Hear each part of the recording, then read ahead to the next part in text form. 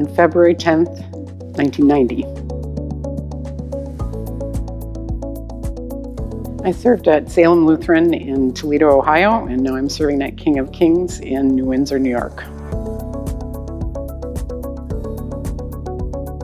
Certainly baptism, celebrating with the whole congregation, with families as they gather together.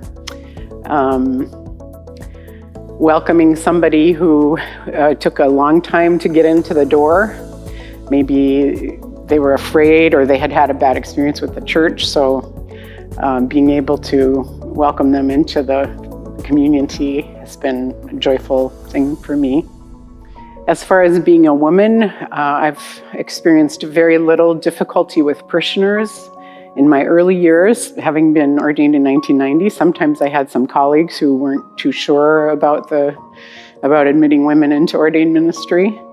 But I've always found laity to be open and to come with me and to receive my authority.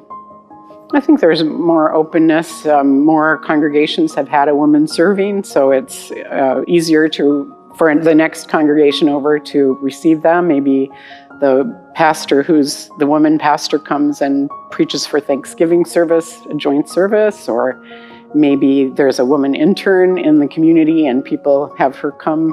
So I think as more women are ordained, there's more opportunity for everybody to become acquainted with having a woman pastor.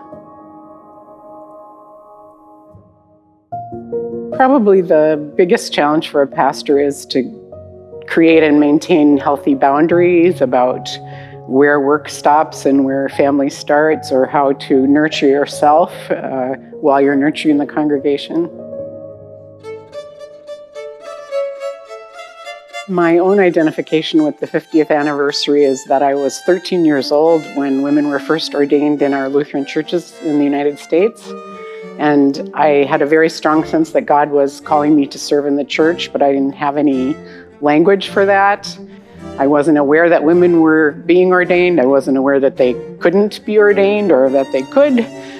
So it's a significant time for me because it means it's 50 years since I received the call to ministry in general, and then later to ordained ministry.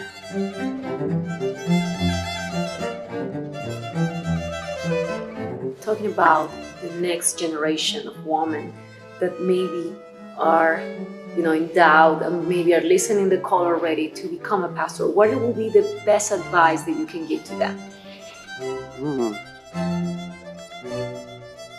Be part of the community, test the call, take a religion class in college, maybe work in some sort of church-related field, but also to do anything else. And whatever we do, I think God brings those experiences and those skills into our work as ordained pastors. Again, I would say to find community, to learn what it means to be part of the body of Christ, and to live together in all of the messiness of human community as the body of Christ.